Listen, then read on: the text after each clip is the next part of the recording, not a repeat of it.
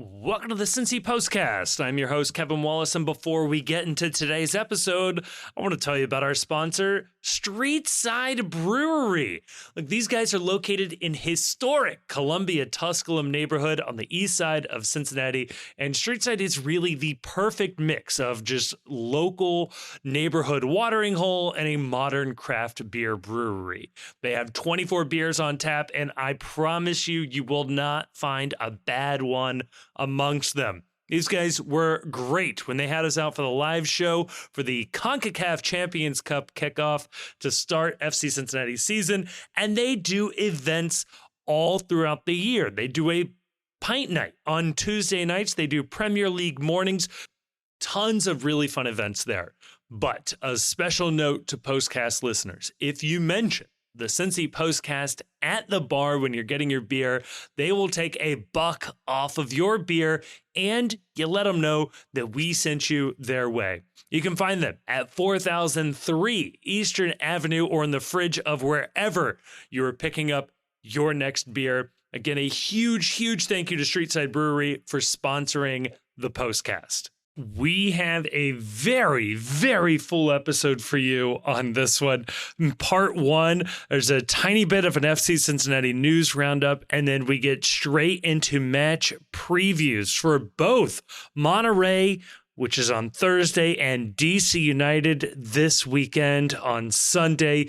Huge week for FC Cincinnati. Then in part two, we touch on a little bit of referee news in the latest edition of Soccer Blog Book Club, an old classic segment making its way back. And then in part three, we are joined by Shwy from Gem Trace and the Makers. If you don't know who they are, that's probably what's playing underneath me right now. You're listening to them right now, talking Rockin' Revival at the Southgate House Revival this weekend. It's going to be an awesome postcast.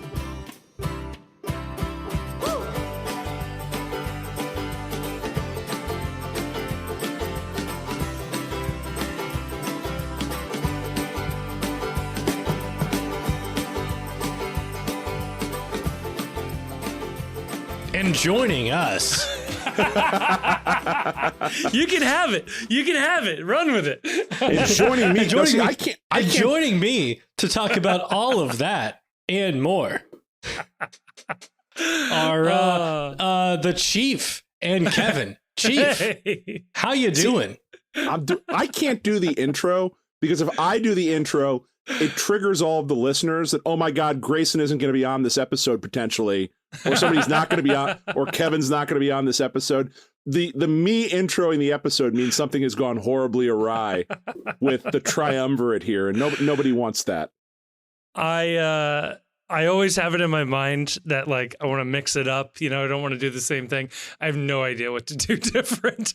It's just automatic. By the time I hit that record button, I've got one thing to say, and that's what we run with. Chief, wrestling comment. Kevin, other thing to say. All right. Now we transition into some soccer content. It's way too formulaic. Oh no.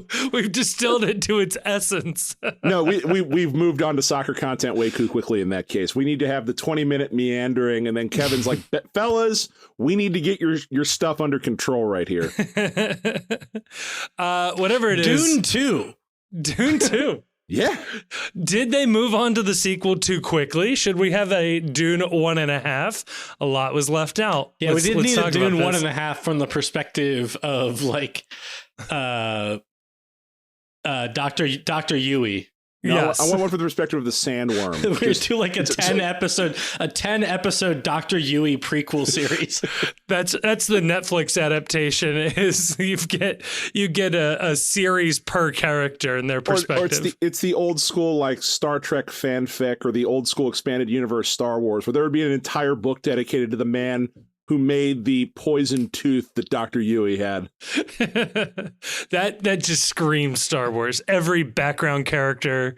I read like Tales from the Mos Eisley Cantina, Oof. Tales of the Bounty Hunters back in the day. Oh yeah, they were good. I'll be honest, they were good.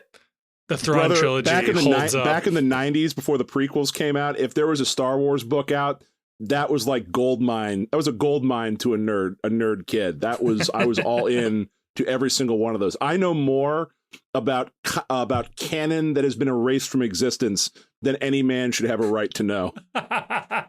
Boy, do I have takes on Mara Jade. Dime. That's Absolute the nerd dime. flex. I know more canon that's been removed than you will ever possibly know of actual Sydney canon. Sweeney as Mara Jade.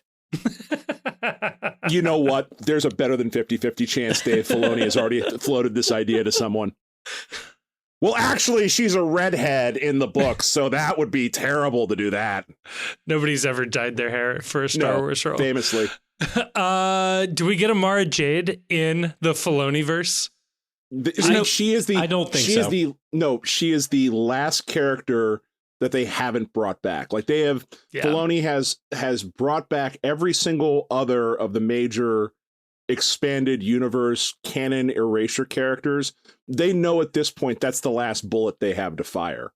So it's Chekhov's gun at this point. It's going to go off. I would watch an entire series, like a 6-episode series, that is just Thrawn explaining various different like cultures within the Star Wars. Like each episode, he explains one culture from the Star Wars universe through their art. Yes. And explains their flaws and weaknesses from their art. Yes. Look, I get that the concept didn't exist in the 90s when Timothy Zahn wrote these books, but there's no doubt in my mind Thrawn is a podcaster. Oh yeah. And that he's got the poster spirit. Yeah, it's like it's all under an assumed name so that his military career isn't impacted. We don't know anything about that on this podcast. Nope. But that it's an art podcast from a man who's responsible for exterminating entire groups of people. I mean, I think he was gifted from his people, but he was sort of kicked out of his own galaxy to go live with other people. There's the distinct possibility that they were just like, he's an awful nerd. Let's get this dork out of here. And they kicked him to the place. They kicked him to the only universe that had soccer podcasts. It was like, we need to kick the weirdest person of our society out. And fellas, this is how you build on an episode that set a download record over the weekend. Yeah. Welcome to the postcast. If you thought you were getting soccer, I am so sorry for your loss. Yeah. So, have you guys remember the book where like Princess Leia had to marry some like prince? I don't remember this one. Mm. No. I do remember like the multi-episode arc where it was all about like children of Jedi, and then George Lucas was like, about that. We're just gonna, cross that off the list. And then J.J. Abrams tried to bring it back, and Rian Johnson said, No. Let's keep that crossed out. It's always good to sign up for a trilogy and not have a plan going in. I think that's always what people expect. Yeah. So, The Last Jedi actually did make sense as a follow-up to The Force Awakens, and they should have just kept going in that direction. Yeah. I have many takes, but we're going to have to talk about soccer at some point. So why though? Why? I feel like there's 2 games this weekend. It's not like the biggest opponent coming to TQL Stadium with one of the biggest players in FC Cincinnati history. People have been complaining about all the soccer talk. They have. Many people are saying. Yeah. All right. So let me ask you this. At the end of The Last Jedi, let's pretend Skywalker doesn't exist. The third I really movie. hated that Rian Johnson didn't show a guild navigator. That's what really pissed me off about his version. Wait a second. Wait, what? That would have been great if he did. Just like, right. We're bringing it in. Like you thought the first movie was a ripoff. Boy, do I have news for you. I just want to know what the plan was maybe in his own mind as to where the resistance at that point goes after the movie. Because I think they're down to 18 people and one kind of Force-sensitive girl. It was, you know what though? It was dumb to make them the resistance in the first movie. Completely They're the agree. fucking government. Completely agree. This is It is. I'm sorry. Honestly, maybe it makes the Force Awakens like one of the most prophetic movies of all time, where it's like, oh, we're the Resistance. No, you are the like culturally dominant force. Act like it. Yes, no, it would have been. And like I'm if not you making thought- a comment on the Democratic Party. No, in no way, shape, or form are there No, lessons to be it would drawn have been here. funny if it would have been funny if the Resistance just turned out to be a guy that had the social media handle at like the Department of Interior for the New Republic or something like that. No, what should have happened at the end of The Last Jedi is when they're down to 18 people, Rey should have reached out with the Force, and in her hand should have appeared a Cerveza Cristal.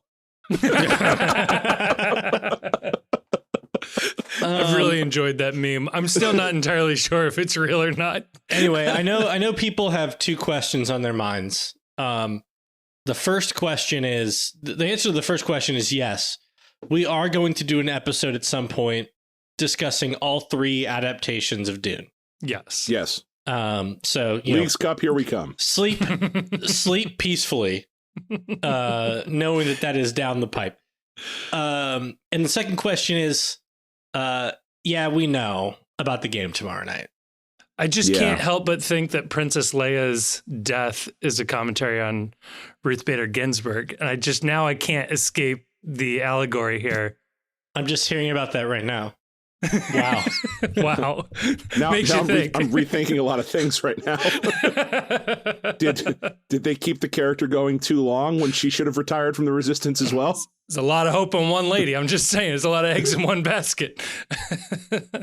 So anyway, Are we gonna talk about it? what About somehow our boy? Palpatine returned? Yeah, Somehow Brandon Vazquez returned? Somehow Brandon Vazquez returned. Somehow. Oh God. It's too soon. Right? It is too soon. It's too soon. I can't handle it. Here's the funny thing. I was thinking about this.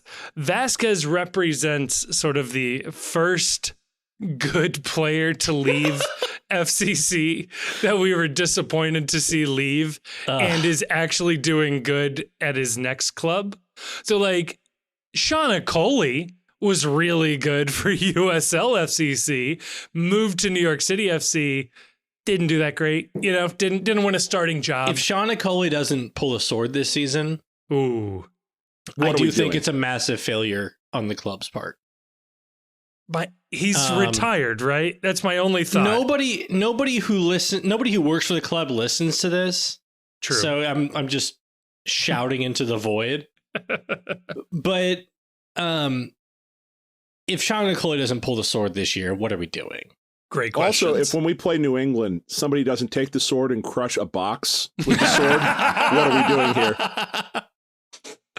I love the box. I love the box tradition because I love that it bounced.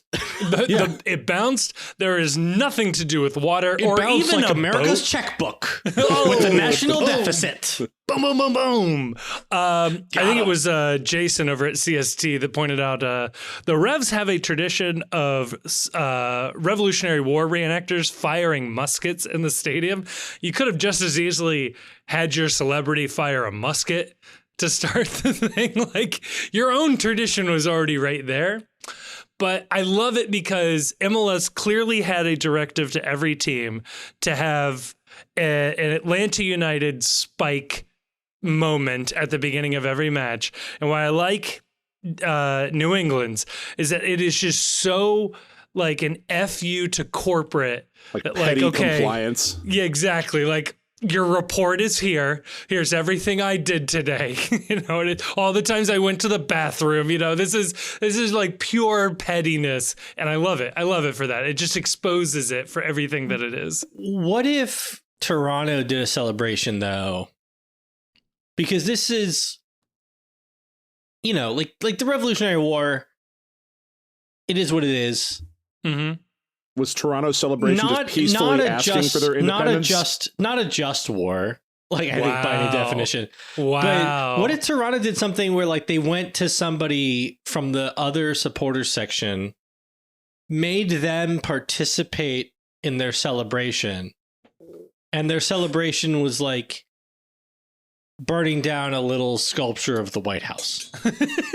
So they impressed a member of the opposing supporters of the visiting section and burned down the White House. I think what they should really do is they should get hockey sticks and just bang in the supporters section doing the win, win, win, win from the Hawks from Mighty Ducks.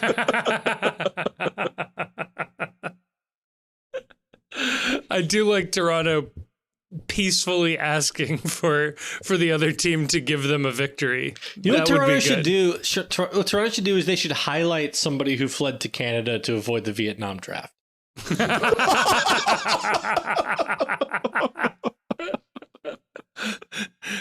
The descendant of an escaped slave. yeah, there you go. Just like the Revs made it political first. So. Yeah. Yeah. How do English Toronto players and Vancouver get to right? How do English players? I don't know if New England has any English players. Maybe they should do the anti. Well, New England's got a Spanish player. They're right. Like, that's like, fine. And the U.S. was like on the bad side of the Spanish Civil War. Right. But like Chivas famously only signs Mexican players. Athletic Bilbao only signs Basque players. New England should exclusively not sign English players. That should be their agree. Yeah. Agree. Right? Yeah. It's like no dirty monarchists here. Right. And honestly, we should not sign any German players because it's very Cincinnati to like claim German heritage, but like have no meaningful connection to Germany. By virtue of playing for FC Cincinnati, you now claim some German heritage. Yeah. According to Costa. That's a good point. We do have a couple of Argentinians. We may need to double check some things. According to FOTMob, New England is good. I am not seeing any English players on their It should roster. stay that way. Yes. There's an Albanian, she's probably fine, a Ghanaian, a Spaniard, like you said, one Canadian, which I'm happy to make guilty by association. Yeah. It is Mark Anthony Kaye. They are a Commonwealth country. Yeah. Part of the empire for an extended period of time. They do have the king on their money. Do they have the king on their money? Have they changed their money? They have the queen. Right. Have they changed it? Who was the guy that people were adding eyebrows to make him look like Spock for a while? That guy was pretty cool. I don't know that one. I don't know. Okay. And Slovakia. Is that 3? Who from Ghanaians? Slovakia? It is a backup goalkeeper, or maybe their starting goalkeeper. I don't know. Heinrich Ravas. Ravas. Where's he from? Slovakia. You just said We're in Slovakia. I'm on FOTMob, not Wikipedia. Hang on. See, this is the thrilling FC Cincinnati content people come to this podcast for right here. He was born. Hang on. Okay. He started with, oh gosh, I'm never going to pronounce these correctly. Spartak Mayav, spelled Myjava. So in the town of Mayav or Mayav. But he immediately signed for Boston United in England. Dun dun dun. Damn. That's not. He's from Sanica. Where's that? Oh, it's from Western Slovakia. Fuck him. Okay, good. Whew. Thought we were gonna have some sympathies there for this. This is an Eastern Slovakia podcast. We've always said that. Well, we're an Eastern Slovakia podcast. We're also nominally an FC Cincinnati podcast. And nominally? We're called The Post. It could be anything. It could be anything. We're a newspaper in New York. I don't know what to tell you. And Washington, D.C. and anywhere else. We are ostensibly by our Twitter handle an FC Cincinnati podcast. We had to add that to the bio to make it more clear because it was just very ambiguous as to what the hell this was all about. I still don't know. It did help the follower count, I will say. Like more people seem to be like, oh, okay, I kind of get it, I guess. But Nick Hagelin, healthy, and DeAndre Edlin signed. So there's your news roundup.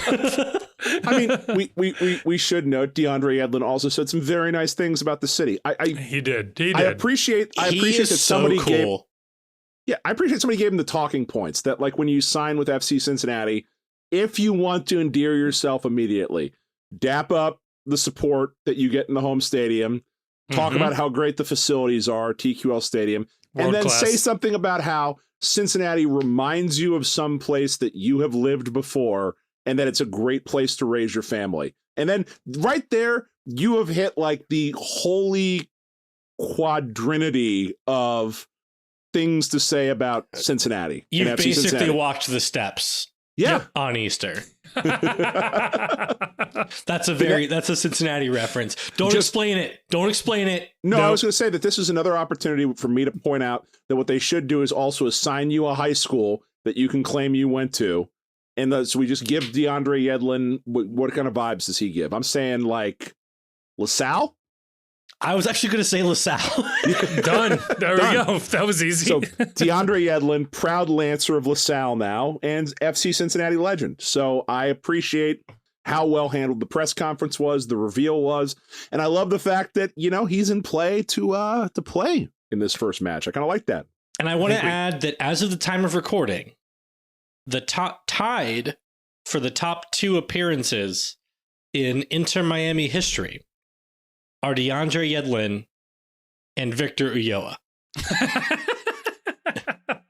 Many people saying you can't tell the story of Inter Miami without FC Cincinnati. I agree. I've always said that. Wow. That is hilarious. Yeah, if people did not know, Yedlin went to Akron for college. Quite a number of well, yeah, one, Maction, but quite a number of FC Cincinnati connections there. Grayson, I don't know if you still have that list in front of you, but I don't. Do you have it? No, no, I'm really hoping you know. Let's see if I can do it off the top of my head. Eric Stevenson, Saad Abdul Salam, Sean Coley was his buddy from the Seattle Academy days. They do appear to still be friends, at least recently. No, they took pictures together with their families a couple weeks ago. Perfect. So here's the list. I have it. Yeah, please. So he played at Akron with Aiden Quinn, Eric Stevenson, Saad Abdul Salam, and Darren Maddox. All people who are club legends and had great relationships with the club the entire time they were here. Yes. No sarcasm.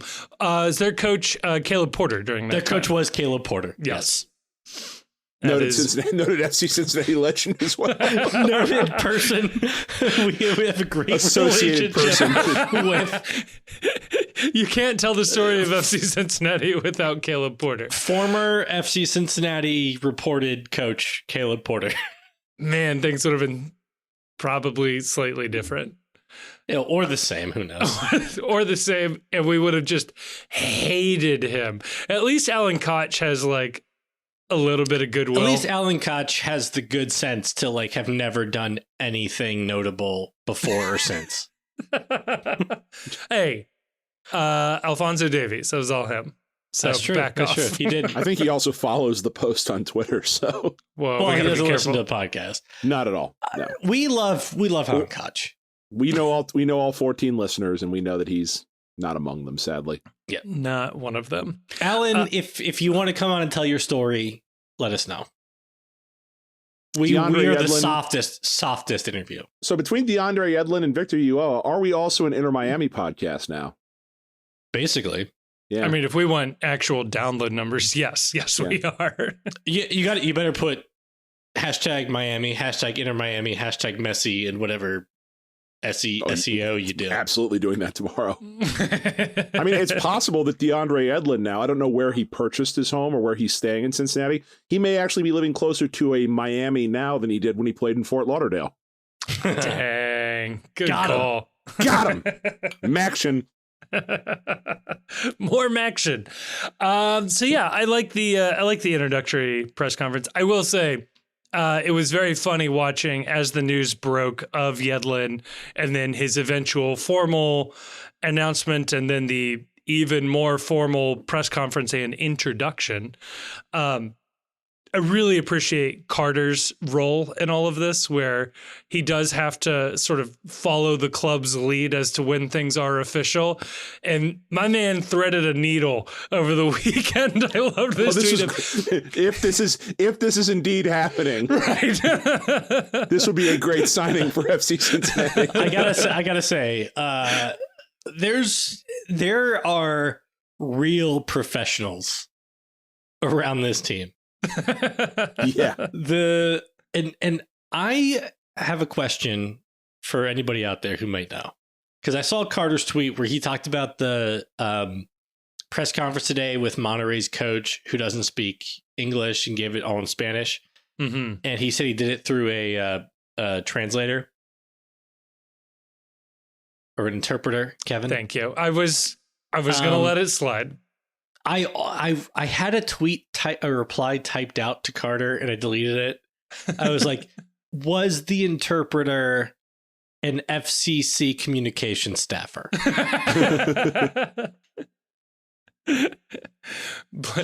Blink twice if this person also pulled Miazga out of a locker room.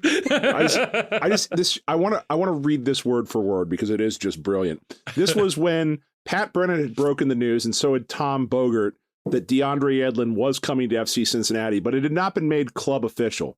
And here's my man Carter Chapley out there in the streets, 4:00 p.m. on a Sunday, directly from him. DeAndre Yedlin brings the kind of leadership and experience to a locker room that teams who win trophies have. He's a reliable contributor, extremely durable, and experienced in big games. If he's indeed headed to All for Cincy, he would represent a major addition. Yeah, what a pro. Like, what a complete and total pro. This deal had been done for days. He's not sitting in those meetings with the social media team, coming up with their narrative on how they're going to announce it. In no way, shape, or form. Maybe he's not. We don't know. I mean, I'll take it either way. If he is, it's way funnier. Honestly, we could do like a post YouTube video. This is a pitch to the people listening. We could do a post YouTube video of like a story breaks around the team. How do the employees respond? We'll do it. Like we can do it. I like that. When do you bring in different people? Because you don't want everybody to know. That's how the leaks happen. Let us do the guerrilla journalism video of that, Yeah. This would be just like what was like the Bill Clinton campaign documentary? Primary Colors. No, that was that was a totally fictional movie that totally wasn't based about the Bill Clinton campaign. campaign. Totally fictional. It starred John Travolta. Dave? What was the 92 campaign documentary? Well, somebody will tell us. I don't remember. Somebody will tell us in Discord. The Mitt Romney one the War Room? on Netflix. It's the War Room. Yes. Okay. Yeah. I want to do the War Room. I want to do the War Room. But like social media a war. GAM trade. Yes. Or when whatever the next signing is. When we sign Victor Ulloa out of retirement. It would be way funnier about trading an international roster spot.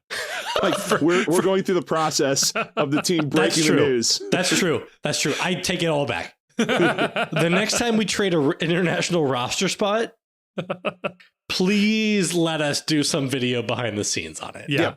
I will drop what I'm doing at my real job and I will go to the stadium to film how the news breaks.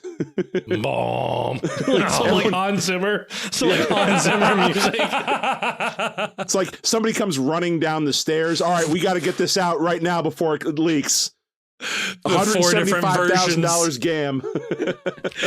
Someone quick, I need a graphic for GAM trade. $172,900 GAM. Right. Down to the penny. Because Miami was fully roster compliant before that deal.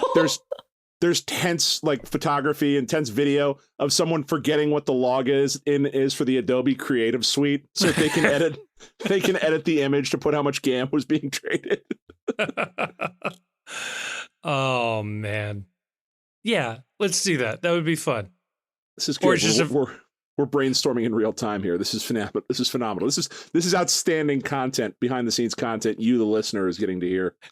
You know what, though? If there's enough of a groundswell for us to do the dumbest thing we can think of, there's a chance that someone at the club might send us a DM saying, that was funny, but no.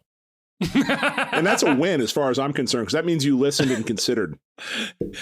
You reacted. That means right. We win. It's just the classic troll rules. All right. That's our version of rent free right there. Grayson, here's a hook. You always got to offer people a hook if you want them to agree with you. Will you pledge to show your face on video if we are granted all access to the behind the scenes of how an international roster spot is sold? Yeah, sure. That's a promise. Wow. There. Balls in your court, FC Cincinnati. Wow. Balls in your court, a communications staffer. It can be anyone as long as you don't tell your bosses we're there. It's fine. Right. Yeah. Yeah. Think about it. If Ferrari kit can get filmed, surely we can get access to an office. Let us do a documentary on how Ferrari kit got filmed, please. Please. You know what the good part is in no way are the three of us noticeable walking around with video equipment doing this. We'd blend in. Yeah. Dude, people don't even see me. I'm the mind killer. It's funny that was the first wrestling reference and Grayson didn't even know it. Nope. I didn't even know it. I once saw John Cena at Sleepy Bee and somebody was like, are you sure you saw him? And I was like, well, yeah, I'm sure I saw him. Oh, no. Oh no. Yeah, it was him. Right. Was he having a nice bowl of Ligma when he was there? I don't know. He got carry out. No. Oh. The Ligmo is carry out. Anyway, DeAndre Yedlin, way to nail the press conference. Number 91. That's a fun number. If you look at the backstory there, at first you think, wow, they really ran out of every number, but a really sweet story about his grandfather wore that number, and now he will wear that number and has a tattoo of the two of them wearing the number 91. And now he actually gets to wear 91. I really like that. I'll say also, if you find any interview with DeAndre Yedlin on YouTube or a podcast, well worth your time. Yeah. Mm-hmm. Like he's a cool dude. What a guy. Yeah. Such a cool dude. Really like the GQ 10 things you can't live without interview. That's always great. And then, any soccer podcast you find him on. And then we got the news. Nick Hagglund is back. Somehow the best defense in Major League Soccer got better. I don't know how that happened. Nick Hagglund returned. Nick Hagglund returned. The problem is, or not the problem, is I think fully at this point a backup. Is not a starter when everybody is healthy, but wouldn't be surprised to see him this weekend. I think probably not against Monterrey, but I could see the rotation, him and Kip Keller getting starts this weekend. I don't know exactly how Noonan's going to want to play this, but I could see something like that happening. I don't know that we'll see Hagglund back in terms of starting. It would not surprise me to see Hagglund get a run at some point in the next 3 games.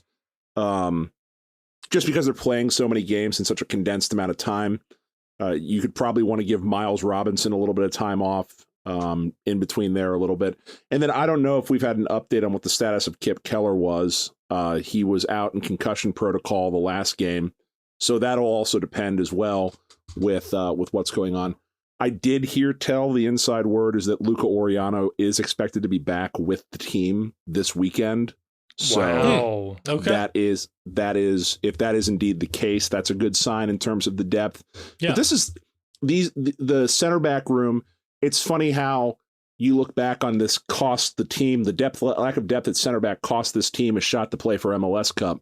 And now you have genuinely people pushing each other for playing time. And that is you can't tell me there's a better center back room in Major League Soccer. There's not a chance. With Nick Hagglund back?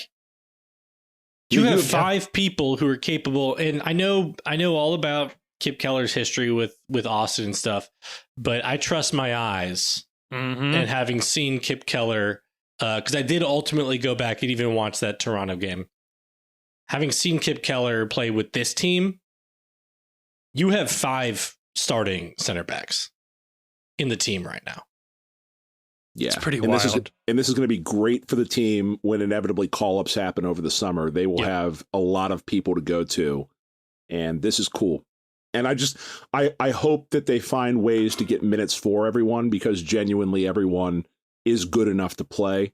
And I don't think that'll be a problem. I think that Noonan has shown he's a very good manager of minutes. He's a very good man manager. And it will be good to see that hopefully when we get to the stretch run where this team needs to turn it on, that there won't be as much mileage on the tires for some of these guys. Yeah. And I mean, this sucks to even say out loud, but let's be real.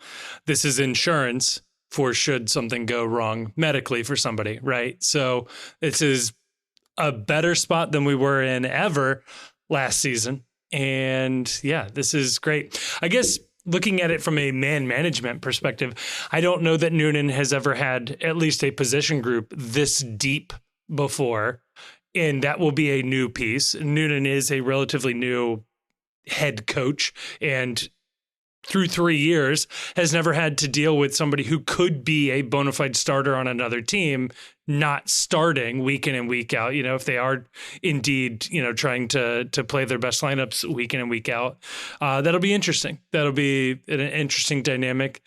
And hopefully it goes well. Yeah. So all of these guys are professionals. Hagelin's living out his dream, playing for his hometown team, et cetera, et cetera. But, it's at some point when the PSRA refs return, there's going to be a vendetta against Matt Miazga, so he's going to miss some games at some point. Yeah, we could just kind of assume he'll be missing 5 or 6 games. You can pencil him in for about 3 or 4 games missed. When Miles Robinson, who basically has never gotten carded like in all his entire career, starts getting close to accumulation,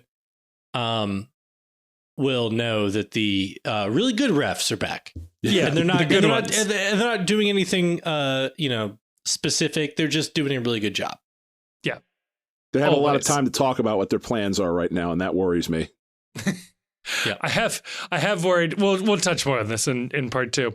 There are 2 games to look ahead to. The first one is the one that is playing. I mean, if you listen to this, the morning this releases, the one that's playing this evening, Monterrey.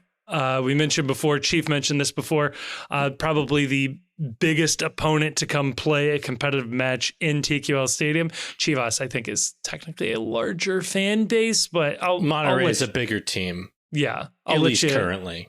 I'll let you quibble. Yeah, but they are definitely a more successful team of the last 15 years. They have 5 Champions League titles to their name, and they do bring a player with them that FC Cincinnati fans are very familiar with. Vazquez is... Oh, yes. U.S. men's national team. Why are all the good players in Liga MX Americans? It begs the question. I was kind of hoping that the Portland Timbers would have gotten a little bit further in their transfer saga of, I'm not going to remember his name. Whatever it is, the strike partner of Brandon Vazquez, he's being pursued strongly by the Portland Timbers. There's apparently a $13 million offer out there on the table, and yet he did travel to Cincinnati and will be playing. It's a bummer. You always like to see your opponents get weaker right before playing them. But otherwise, Berterame, maybe? Thank you. That's him. Yep. Berterame. Yeah. Herman Berterame. And I don't think he's going to be going to Portland at least imminently, because the last I saw, he was very close to Mexican citizenship and wanted to start playing for the Mexican national team. Because Mexico, unlike the United States, can't develop their own players. But please fast track that Luciano Acosta citizenship. I desperately need that. Please do that. I desperately need that to happen. Brandon Vazquez, very much a product of the American soccer system. So am I a bad fan? I am very happy that Brandon Vazquez is doing well. I wish he'd have gotten off to a little bit of a slower start in Mexico and wasn't absolutely riding a massive heater coming into this game. Yeah, that sucks. Yeah. It's been fun watching all these USMNT hardos slowly come to grips with what we've all known for a while, and that's that Brandon Vazquez is a really good player. But now that it's not MLS, their brains are breaking because, oh no, now he's suddenly someone we need to get more involved in the system, and he's a success now that he's not playing at a lowly MLS club. But as much as I enjoy that, I don't want him to score. I don't want him playing well. I don't know that it matters, but it hurts me a lot. You know, it's funny. I bet if Vazquez had not been cap tied and was still trying to decide US or Mexico, I think the outpouring of support from your favorite US men's national team Twitter accounts for calling in Vazquez would be deafening. Like, they would be the number one Vazquez fans in the entire world had he never had a cap for the US. It's only that, you know, he's a known entity. He's a has-been or whatever. We don't need to see him. Let's see what the guy in the third division of the Polish league can do because his grandma had an American passport. Love that fan base. It's so fun. For this game, I guess, let me ask you this, Chief. Do we throw everything we have at Monterrey in that this is being treated as a absolute must-win game, or this early in the season, regular season game coming up just a couple of days later, do you leave anything in reserve? I think as much as I want to say you go for it, I think that you have to a certain extent, you have to rotate, you have to follow your schedule that you're on when it comes to cup games and midweek games. And for me, that means that I think that you see some starters missing. You're already going to be missing Luca Oriano, who's not back with the club yet. So you're probably going to see Alvis Powell again, and you're probably going to see Yuya Kubo again on the wings. Yeah. I think DeAndre Yedlin will factor in late in this game, and I think that other players could factor in late. So maybe this is a game where you start out up top with Sergio Santos and Corey Baird, and you bring on Bupenza for a late run. Or if you're starting Bupenza, maybe Lucho Acosta starts on the bench, and Acosta is the person that you bring on for the late run in the game. I don't know. It's just part of my thinking on this is that Monterrey's really good. They are really, really, really good. And they should be. They were the team that was able to afford to pay Brandon Vazquez triple what FC Cincinnati was paying him and not bat an eye. These teams in Liga MX don't have a salary cap. They don't have to worry about GAM and TAM and U22 and designated players. They can just go build a team. And this is a team that has the resources to basically do whatever they want in the Mexican market because they're just a massive club there. So I'm approaching this all from the point of view that I do not expect FC Cincinnati to win and advance in this series. If they do, that's really cool. But the deck is super stacked against them in terms of they don't have the lineup resources that Monterrey has. They are at a different point in the year than Monterrey is, where Monterrey is in the second half of their season, the Clausura at this point. They've played a lot of matches. They're just in better match fitness and better run and play, better form, whereas Cincinnati's still trying to figure things out and integrate new pieces. And I don't know, the idea of throwing everything at the wall for this game, even knowing that that's probably not going to be enough to advance, it just doesn't seem like the best use of resources. But having said that, if Noonan decides to do it, I'm completely in favor of it. I am completely in favor of lining up your best guys and throwing the best punch you have at one of the kings of North American soccer and just using this as an opportunity to see where your team is at.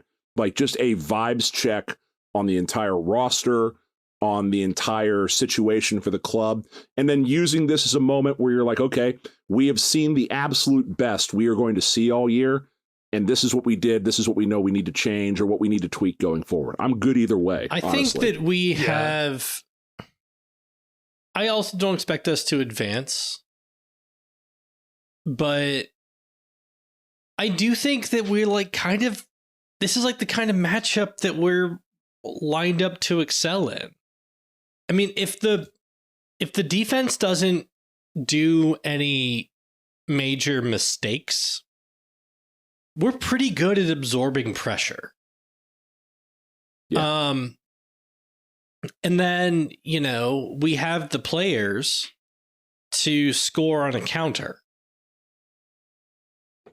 Yeah. Where we have struggled frequently under Noonan is being the better team and having a lot of possession and trying to, you know, break down a compact defense. If Monterrey is on the front foot or has, you know, most of the possession, yeah, we can be very dangerous against this team, I think. Yeah. Yeah. It's going to be super fascinating to watch. Chief, just on your point about their form, this is scary. Going all the way back to Leagues Cup of last year, they lose in the third place game to Philadelphia. Since then, they've lost just 4 games. That is out of like 30 different games. The games they lost to were Cruz Azul, Toluca, Tigres, Club America, and one inexplicable loss on the road to San Luis, a god-awful team. They lost 1-0. They have lost but 2 games going back to the beginning of September of last year. Like, this team is in really, really, really good form. They did have a sort of inexplicable draw to Tijuana, February 28th, a Wednesday game. But otherwise, this is a dominant team. But Grayson, to your point, I think that's exactly right. FC Cincinnati is positioned to absorb that pressure. And thankfully, for whatever it's worth, a lot of the guys on this defense are familiar with Brandon Vazquez's game. You know, he's not sneaking up on any of them. They will have spent a lot of time playing against him in training. I don't mind that approach. It's just a matter of Baird, Bupenza, and Lucho in particular being able to hit on the counter. That's what it's going to come down to. And but then, and Grayson's right on the back line situation. I mean, the back line on this team, it can't be overstated enough. This is a back line where this back line could be rolled out in a United States national team match. And I include Ian Murphy in that. Would frankly. I am absolutely including Ian Murphy, that everyone that plays on this back line, and if you want to really like get crazy with it, once you add DeAndre Yedlin to the mix, that the 3 center backs and one of the wing backs, if they started a match in the Gold Cup, if those 4 people started a match in the Gold Cup, people would be like, wow, that's kind of interesting. But like no one would be shocked by that fact. Murphy would be the only one, and it would make sense given who else the others are. Yeah. I mean, right. And so like given that, it's like this is a back line that is internationally good, not just MLS good. This is an internationally good back line. And so I don't expect them to get blown out. I think if they fail to advance, I think it will be because they can't score goals, that they can't create scoring opportunities, and it could be a 1-0 and a 0-0 game, and they get dumped out having only conceded once. I think that is an incredibly plausible outcome for these 2 games. The defense will keep them in both legs of this. I just think it is asking a lot of Bupenza, Baird, and Santos in the striker room, and especially with Oriano being out, it is asking an awful lot, especially in this first match, for them to generate offense. And they've got to at least go to Monterrey in a draw position. they can't lose this first leg. If they lose this first leg, it's over with the away goals that Monterrey is going to score. Yeah, it's exactly where I was going to go. The away goals in particular are important. If there is one thing you are rooting for, it is at a minimum a clean sheet. So if folks are not familiar with this did not come up against Cavalier. But the way the ties work is you have 2 games, you add the scores together, and should the scores be tied, whoever scored the most goals away from their home is the winner. So if this game ends up 2-1 Monterrey and we win 1-0 in Monterrey, the total score would be 2-2, but they would advance for having scored 2 goals on the road. So a clean sheet and not giving them that away goal advantage would be huge, because then it allows basically any goal scored at Monterrey to sort of count for more than in that case. Yeah, So a 0-0 draw at home is a perfectly acceptable opportunity outcome for this game. And I just do want to point out that of Monterrey's team, which is like very, very good. You had Jesus Corona and Jesus Gallardo start for Mexico in TQL Stadium in 2021. And they scored 0 goals against the defense that started Miles Robinson and DeAndre Edlin. You had better players than Monterrey will field tomorrow night. Raul Jimenez and Chucky Lozano also start in the attack for Mexico. Also fail to score a goal against the defense that fielded Miles Robinson and DeAndre Edlin. Yep. I mean, it's going to be, it is going to be, you're going to learn a lot about FC Cincinnati. For sure. In these 2 legs of this series. But the other thing I want to emphasize too is that you should expect FC Cincinnati not to advance here. And if they get blown out by Monterrey, that will be interesting, a talking point, and we'll have a lot to say depending on how it goes. But if they just lose on Thursday, a plain old-fashioned 1-0 or even 2-1, if they just lose, that is not the end of the world. This is a truly world-class team they are playing. Yeah. And honestly, let's them rotate heavily for the second leg and we just get on with the MLS season. Winning here does change things quite a bit. I will say my favorite player on Monterrey, not Brandon Vazquez, it is Jonathan Gonzalez. And if you do follow the U.S. men's national team quite a bit, you might know that name. He was a dual national that was, a coveted piece of the U.S. men's national team way back in the day before the failure to qualify for the 2018 World Cup. But my favorite part about this is the person in charge of recruiting the dual nationals, or at least in particular, Jonathan Gonzalez, was Thomas Rongren, who is the star of Next Goal Wins. But what happened there is he basically lied about recruiting Gonzalez. He said that he went to his house and spoke to his family, and they tried really hard to pitch him the U.S. men's national team.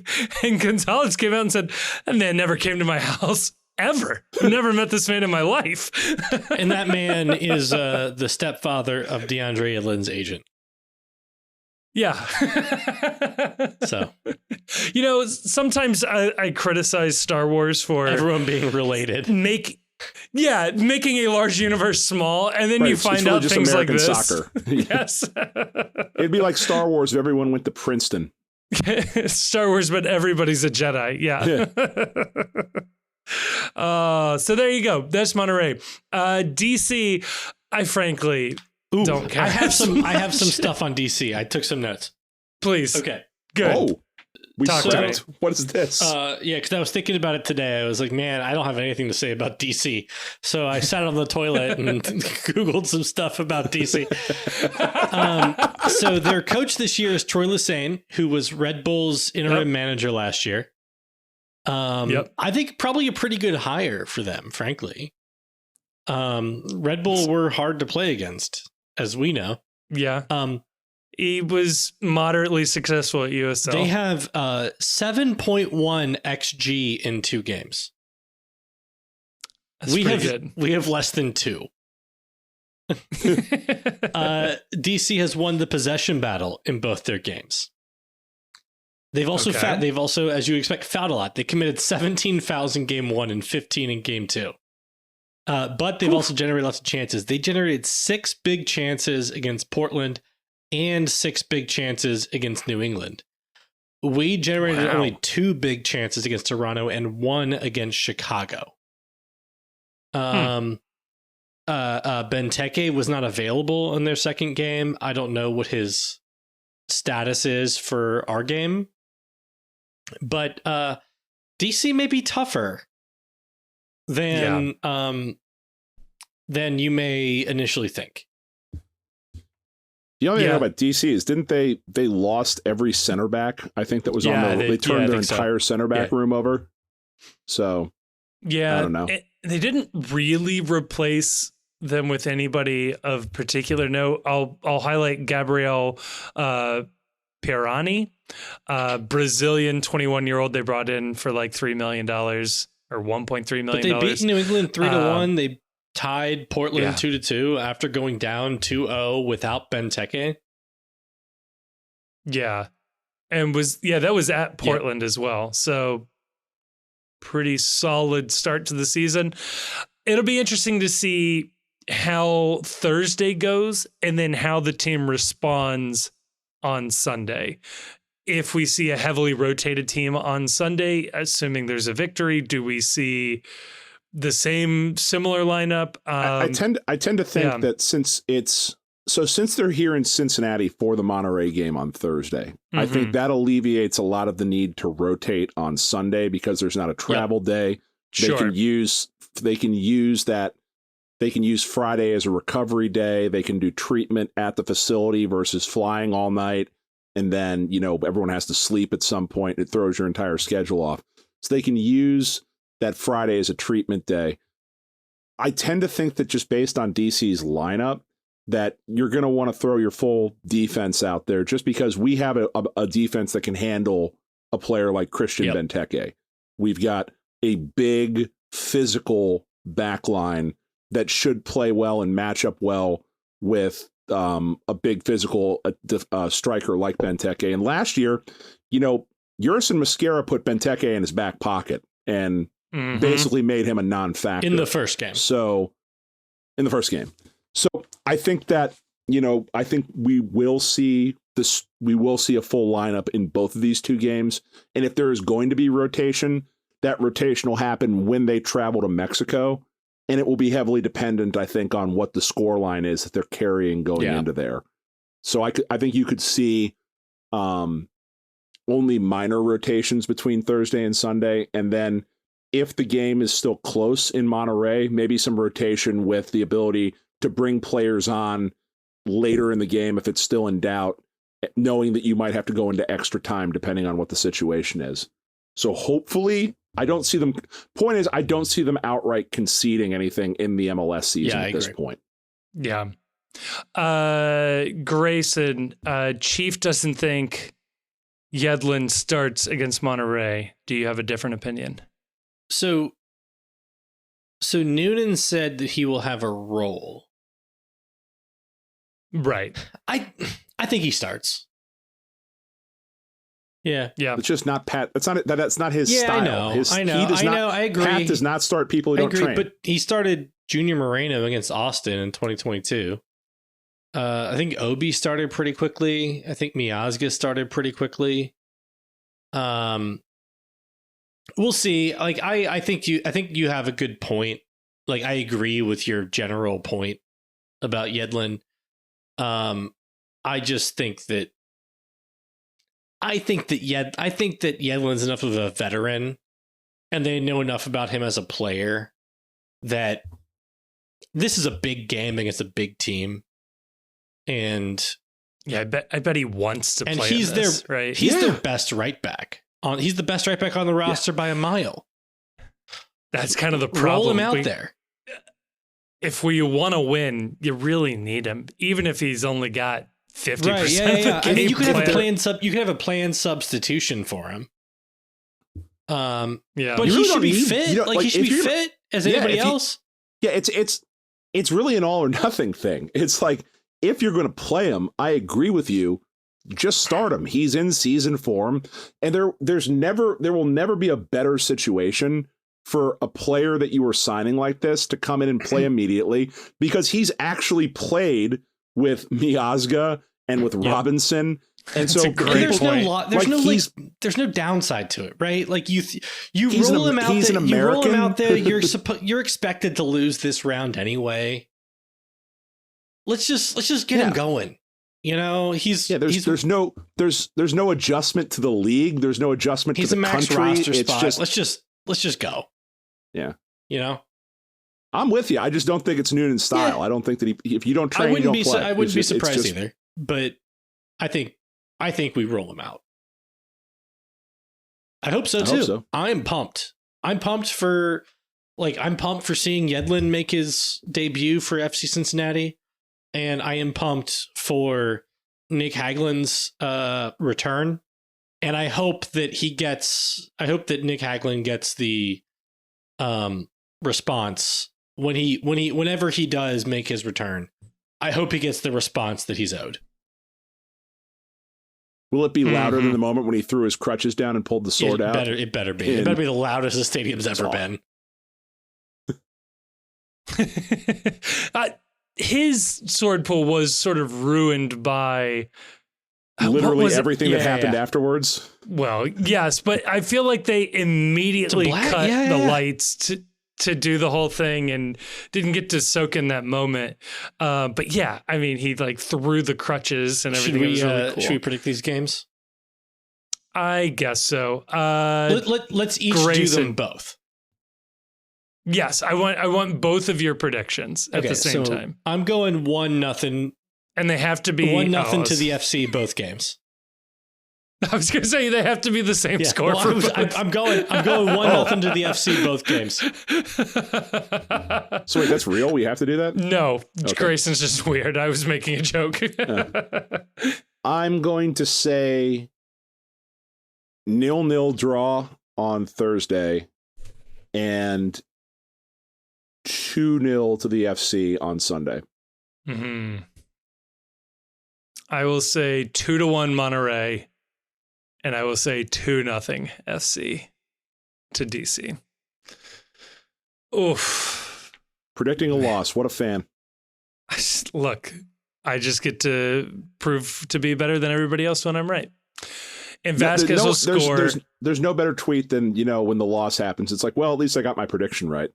I'm ahead in the standings of indeterminate it's prize very, and it's or very punishment. important when you create fan media to be able to keep a veneer of objectivity. You get a lot of like personal integrity points for that. Yeah. That's And what I'm here for. In that moment, he switched from lowercase j journalist to capital J journalist. This is the That moment Kevin and- became president.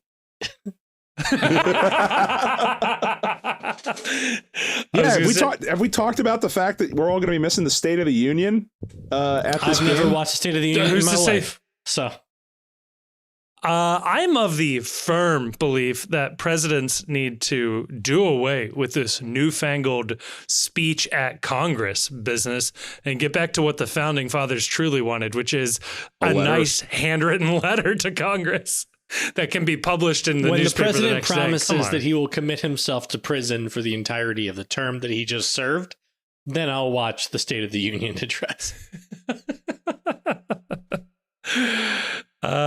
Hopefully they put the State of the Union on those tiny little TVs in the bathrooms. That'd be good. That'd get people to piss quicker. I did have the horrible thought of putting the Columbus Crew game from last year on those just to keep the lines moving. Nobody wants to sit there and watch to play that. video of a president who probably can't piss to get people to piss quicker. We're gonna. I'm sure he has that. Yeah. That's what we're starting the podcast with. Are you kidding me? I'm just going to cut that and clip that. And just that's the only part that we're That'll actually go on- publishing is that'll that go on 30 Instagram. seconds. That's the Patreon exclusive bit.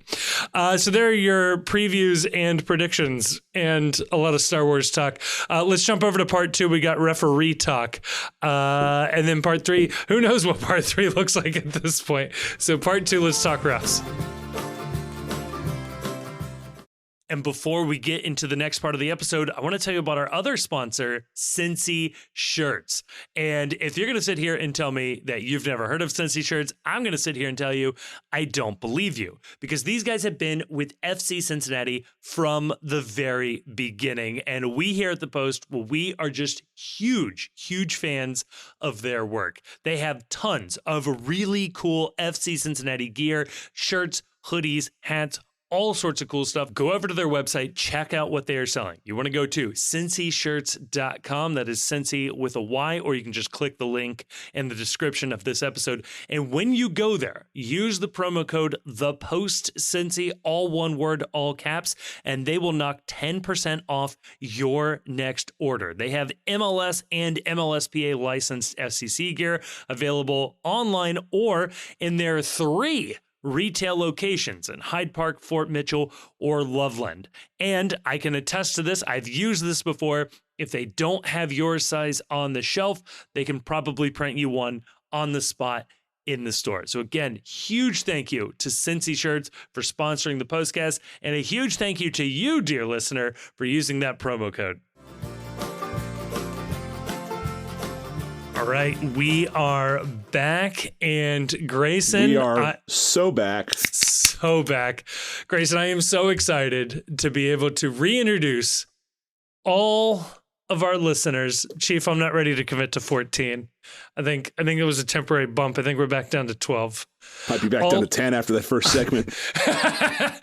All 12 of our listeners can be reintroduced to the Soccer Blog Book Club. This is where we find a blog post, sometimes a very formal New York Times article, but we find a soccer blog post and we treat it like a book club. Typically, one of us reads this. The other two have usually not read it before. I can say in this case, neither Chief nor myself have read this article. Let's hear it. Yeah. Tell us what we're listening and what we're doing. So here. We are doing the Soccer Blog Book Club, which, as Kevin said, I'm going to read an article and folks are going to react to it. This is from the Blazing Musket, a New England Revolution Substack, I guess, based on the website I'm on. And it's about the referee strike. And the headline is Corey Rockwell explains what it's like to be a professional referee and what the PSRA is fighting for. And for those who might not know, the PSRA is the union that represents MLS referees. Corey Rockwell was scheduled to be an assistant referee for LAFC versus the Seattle Sounders during Week 1 of Major League Soccer, a rematch of last year's Round 1 best-of-3 playoff series, Rockwell's last game of 2023. The marquee match certainly drew eyes, but not Rockwell's. Rockwell only watched one game from opening weekend because the Professional Referee Organization locked out their referees after failing to come to terms on a new contract. Quote, I didn't want to watch it for the wrong reasons, unquote, Rockwell said in an interview with the Blazing Musket. Quote, and I knew if I were to watch, all I'm going to look for is referee errors, and that's not going to help me, and it's not going to help who I'm watching. So, imagine watching a soccer game where it's like, I won't be able to enjoy this game because I will just be focused on what the referee is doing the entire time. What a fan. That is like a thing, right? Because like a lot of the referee strike videos are like, oh, we're the biggest fans of the game. And we've already said this. Like, well, then who are you fans of? Right? Like what is your like you shouldn't, I don't know. We've also said that like, because some people like at the goalkeeper have decided that, you know, they're going to point out every single referee mistake under the assumption that folks like Mr. Rockwell here would never make a mistake in a game. Right. Ever. Not one. Curtin knew. Bedoya knew. Sorry. The only game that Rockwell watched included a referee that he's mentoring. He was blunt with the emerging talent. Quote, I told them I didn't agree with their decision, but I wanted them to be as great as possible now that they're out there. Unquote, Rockwell said. Well, I do like that Rockwell apparently has honored their non-binary pronouns. So we had to figure out who this is, we're just going to figure out who the non-binary ref is, because this is certainly a real thing that happened. I like that his mentee is a scab. That's good. A dirty scab. You instilled all the right ideas into them. Rockwell explained that he tuned into that match for the, quote, right reasons, unquote. He watched it hoping that all three teams, the home, away, and referee, I like that they view themselves as a team equal to the home and away teams. That's right, problematic. Right. And that people are here to see three teams, not just two. They're here to see us as well. That explains so much about how these people behave. Sorry, it reminds me so much of STEAM versus STEM. I don't know if you guys have been exposed to this.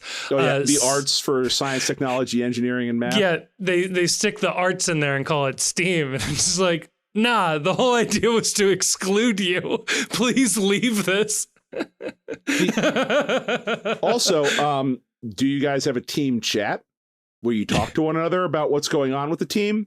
Because I'd kind of like to see what you all are talking about, especially with the other teams that you're playing against. Does your team, like my team, FC Cincinnati? I would love to see every single text message and email that the refs have sent each other regarding FC Cincinnati. In a lot of ways, this simple story says a lot about Rockwell. Sure does. What a petty I think it says, honestly, I'll be honest, I think it says a little bit more about him than he intended to say, but we'll get to the end. Rockwell began reffing soccer games when he was 16 years old. He loves the sport and played it throughout his life, including 2 years at Georgia Tech. Since the college didn't have a varsity program, Rockwell began to shift his attention to being a referee. So what was he playing at Georgia Tech? I don't understand. Like intramural club? Why did he stop after 2 years? Like just pickup club stuff. Why do you go to Georgia Tech if you knew they didn't have a soccer team? Soon he found himself reffing over 10 games a week, including tournaments on the weekend. While most of my friends were out at frat parties on Friday and Saturday nights, I was usually coming home with my referee gear, Rockwell said. So it does say a lot about the kind of person who becomes a ref, right? Right. Yeah. Not fun. We've talked about, I'm not going to say his name again, but we've talked about the individual who was like a state trooper, ran for mayor of his town at 21, worked for TSA, and also like briefly owned his own like pizza restaurant, and who became a ref. What was happening in the basement of that pizza restaurant? Many people are asking what happened at the basement of that pizza restaurant, Pensogate. The finest pies. He ascended the ranks as time went on, moving from college to the A-League before eventually getting an invite to the Nike Friendlies in Bradenton, Florida. He did well at the tournament, earning a shot to call games during the MLS preseason. Oddly enough, Rockwell met another person who was trying to make a name for himself in MLS, Chris Wondolowski. The two were neighbors in a hotel back in 2005, and they wished each other luck as they prepared for their big break. Both individuals ended up making it to MLS. Wondolowski retired as the league's top scorer with 171 goals, while Rockwell has been an assistant referee for 399 total games, the most in league history. Can I just point out right now that, like, we're comparing Chris Wondolowski, MLS legend, to a guy who's an There's AR. even less of a... Like, you're not the same. This is a spoiler, but there's even less of a point to it than you think there is. Oh boy. He actually still remembers it fondly, Rockwell said. His wife and kids have their seats right behind me when I'm on AR1. I always give him a big hug before the game. The kids know me now that the family knows me, so I've kind of grown up with the family, I guess. Like, what is he talking about? What is he talking about when he says his wife and he- kids at their seats are behind me when I'm on AR1? Is he saying Chris Wondolowski's family is following him around to whatever MLS stadium he is refereeing at? I don't understand what he's saying. No, this is the kind of behavior of a man that photoshops himself into other family pictures. Yes. Like this is weird. This is an egotistical person. Like, yeah, this is Robin Williams' character in 1 hour photo. This is not there's cool. no reason why somebody who referees MLS games should think it's notable or interesting that they've refereed games involving prominent MLS players, or that they have some part in that player's like records or career. Like, you're just also like Chris there. Chris Wondolowski, you didn't score those goals. We scored. We didn't those call you goals. offside on those goals. Connections like this mean a lot to Rockwell, but they aren't without sacrifice. The 50-year-old still has a full-time day job, working as the head of internal audit at PF Chang's. He said he spent 40 of 52 weeks on the road last year officiating professional and collegiate games, as well as participating in training camps. So listen, okay? And I do want to talk about something right here. So he says he's head of internal audit at PF Chang's. How much PF Chang's do you think he's eaten in his life? I mean, it's pretty. I'll be honest, it's pretty good. PF Chang's is pretty good, but I mean, it's a lot of PF Chang's though. Like, I'll be honest, people who listen to this podcast know this. I am a stupid person. I don't know what internal audit at PF Chang's entails. All right. Well, we'll get Eric to explain it to you next time we're out. That's a joke for one person that's listening right now. But if you're able to spend 40 of 52 weekends on the road, it can't be that demanding of a job, can it? So according to payscale.com, and I cannot tell you how accurate they are, they're telling me that the average base salary for an internal audit director is $140,000 a year, with that range being $96,000 to $200,000. All right, so you remember that guy Eric I just referenced? Turns out he owes me a lot more rounds at places. But the other thing is, like, this is something I've been kicking around in my head, right? Like, so we've talked about how like being a ref is a side gig, and this article kind of underscores that, where like he's got like a real job, which is like a real job, that should pay you on its own a perfectly livable wage, and all with the benefits, PF Chang's you can eat, and all the PF Chang's you can eat, and I think we've had it like hammered down our throats, like you have to support anything the PSRA wants to do to you, or else you're a traitor to the labor movement. And so, these are people. I mean, that would probably mean, go ahead, Chief. I was going to say, that would probably mean that this man works at a company that is very pro-labor and supports the labor movement, right. PF Chang's. It'd be a shame if anyone had done some research and found out a little bit about PF Chang's. It'd be a shame. Grayson, it'd be a shame if people found out that like PF Chang's is not a unionized company at any level. That none of their employees are part of, like, say, the Service Employees International Union, or that PF Chang's was sued like just a few days ago for failing to pay employees like overtime and minimum wage at a massive scale, right? But solidarity, right? Yeah, guys, yeah. Right? And I think, like, I don't hold people. I'm not saying like everybody's like responsible for anything their employer does, but I do think if your main job is like if your main job is like an executive or like business owner or professional, and you're trying to trade on the knee-jerk fan sentiment of being like pro-labor to try to get like a big pay bump at your side gig, it's a little hypocritical to not be, let's say a fighter for the cause like 90% of your life. This is also the part where I point out that this is related to the greatest tweet in history, the San Diego Chargers account, Los Angeles Chargers account. One of the first tweets ever sent on the account. Yes. This is from an NFL football team. So hungry, need to find my wife and head to PF Chang's. Internet legend.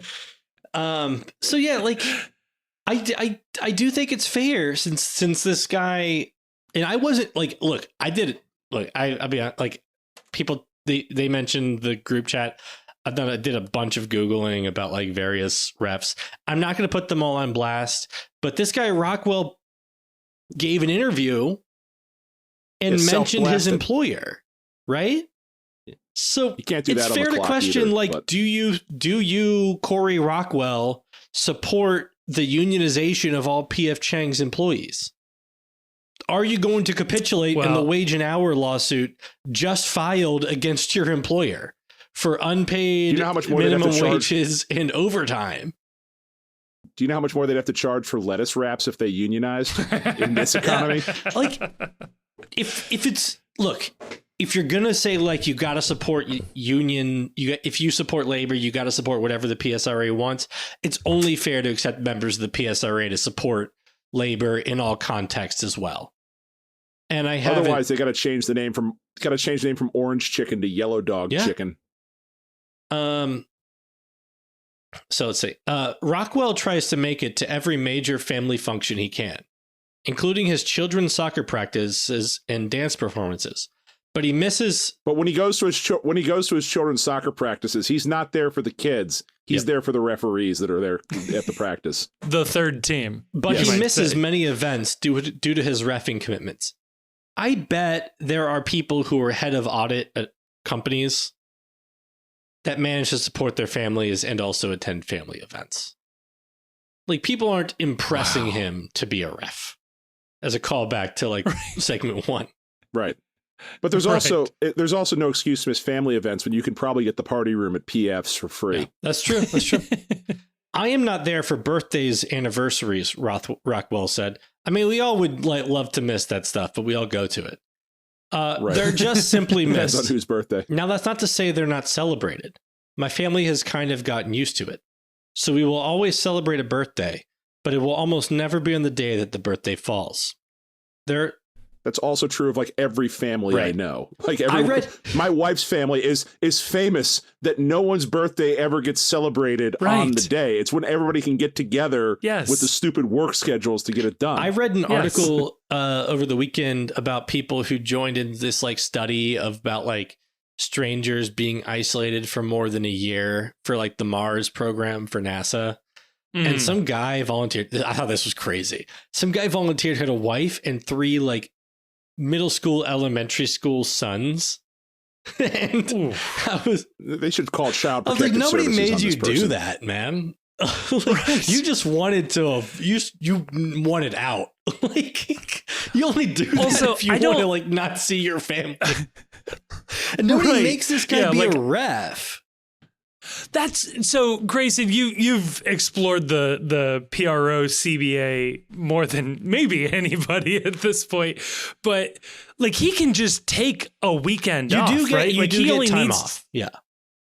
Right. So you get time off, but like, isn't there just like a minimum number of games he needs to do a year to maintain his status? So here's the whatever. Other thing. Like, let's. I'm going to read this next quote because there's something I think is missed in the article. He says, there are some non-negotiables where I'll say, okay, I'll block out an MLS weekend. I'll block out a FIFA weekend at the time. But I have missed quite a bit. I've missed a lot of firsts, unfortunately. But that kind of goes with the territory. And that's why I try to be as supportive and as present as possible during the week. FIFA weekends are not part of the pro contract. You're doing FIFA stuff on top of your pro work. Like, yep. And your job at PF Chang's, goddammit. The collective bargaining agreement is not going to affect his FIFA stuff. You're doing all of this for fun. Yeah. We're seeing it with the CONCACAF Champions League stuff now. I'm watching this game between Houston and Columbus, where a bunch of a whole crew of pro referees are reffing this game, including Victor Rivas, who should no longer be employed as a pro referee. And the next game he refs for FC Cincinnati, I don't know what the right response will be for that. But that's another story. Oof. We start chanting dynamite shrimp. Rockwell also has to dedicate time during the week to make sure he's ready to make the difficult calls. In a recent social media post, he noted that he was in the gym at 10:30 p.m. after working an 11-hour day. By the way, if you work 11 hours and you can't get to the gym until 10:30 p.m., that means you didn't start working until 10:30 a.m. He goes to the gym 4 or 5 days a week so he can keep up with the speed of an MLS game. He's also 50. Like, you have to go to the gym like 4 to 5 times a week just not to weigh 300 pounds, because this is the United States of America. All of our shit is full with trans fats and butter. Yeah, whoa, maybe if he's laid off the PF Chang's a little bit, he'd be in better shape. Has he thought about that? Christ, man, mixing a fucking salad. I'm not a running coach, but these guys run, like 9 miles for a game as a center referee, like for a week. Like you're probably good. Like, you might only need to run or just like some basic weightlifting a little bit in the middle of the week. Like, you don't need to be running 9 miles a day every day to be able to do it on the weekend. And again, this is a side gig. If this is interfering in your life, just stop doing it, man. Like, right. This isn't, you've got a full-time job with benefits. He has a good job. You're a really good job. A delicious job. So Rockwell said that he can't just work out on Fridays, making a comparison to how people approach the dentist. Hold on, I'm going to finish the next quote and then we'll talk about that. You have to brush your teeth a bunch, right? Rockwell said. You can't just brush an hour before you get there. Well, first of all, like, they're not the same thing. And second of all, like, I also can't just work out on Fridays, and I'm fat. Like, it's just a fact of life that you can't just work out on Fridays. I don't know what to tell him. Like, I like to have wine sometimes. I need to go to the gym multiple times a week. I don't have anybody to pay me for it. This is like a drill tweet that took on its own life right here. It's like, please help me fix my budget. My family is starving. Right. 11 hours at PF Chang's, 1 hour at the gym. What is the workouts vary depending on the day. Sometimes he incorporates dumbbells, and other times it's about sprints and core. Nobody does dumbbells and core without getting paid $100,000 a year to do it. In order to hang with those 25-year-old athletes in their primes and the rest of the star athletes in MLS, I need to make sure I can run as close as possible to their top speed, and that's really what it takes, Rockwell said. I can't use the excuse of I'm 50. The players don't want to hear that. The players just want to hear that I'm keeping up with them and able to be physically fit enough to hang with them. It doesn't matter what my age is. Well, I want to know what the age was of that ref who failed to catch up to Brenner and called that ball wrongfully out of bounds against NYCFC in 2022 and took away one of the best goals I've seen in my entire life in person. Like, you can't give me that memory back. I also want to note that he took great pains to talk about going to the dentist, but I haven't heard one mention of an eye doctor yet. Zing. Got him. The hard work has paid off for Rockwell, who will soon ref his 400th game. Well, we'll see about that. Not if I have anything He's to say become a about reliable assistant referee in MLS. He explains that video review has only been used to overturn 2 of his calls, which is a source of pride. He's also done a lot to earn the respect of fans, which isn't easy since referees are often criticized. He remembers, by the way, there's no fans interviewed in this article, so we can't verify that he's earned the respect of fans.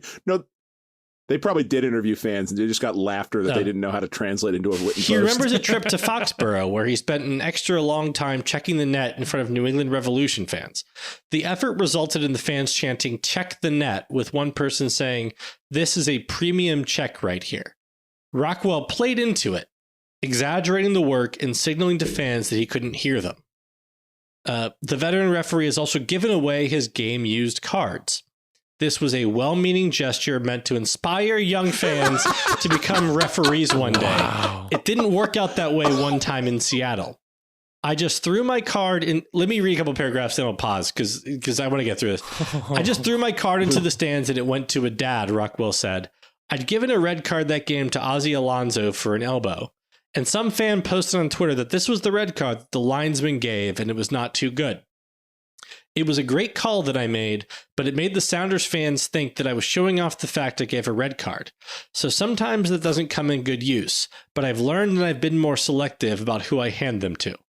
Understanding how to interact with fans is a skill referees learn with time.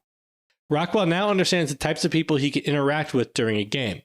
The drunk, angry fan simply isn't going to be convinced, but others can be swayed with a simple face or wink. Don't do that! Don't interact with fans. You are not the show. This is part and parcel of what the problem is with the membership of the PSRA is they think that they're part of the show. This is why they're talking about like tying their pay to like player pay and whatever. And it's one of the problems of like how Matt Miazga got that second yellow card against New York Red Bulls, or how he showed up or why Alex Chilowitz didn't give us a penalty last year is because these people are egotists. And they think that they're showmen. People show up to talk. Yeah, this guy believes people show up to watch him.